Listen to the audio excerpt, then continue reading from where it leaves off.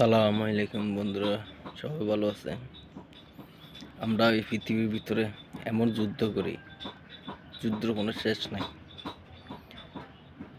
আমরা পারি না এই যুদ্ধটা থামাইতাম।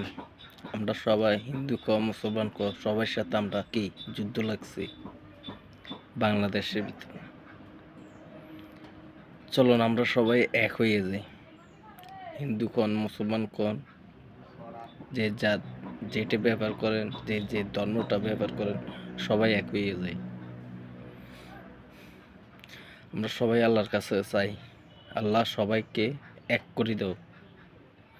এই বাংলাদেশের ভিতরে রক্তর বন্যা বইয়ে যায়, আল্লাহ তুমি সবাইকে এক করে দাও এই পৃথিবীর ভিতরে।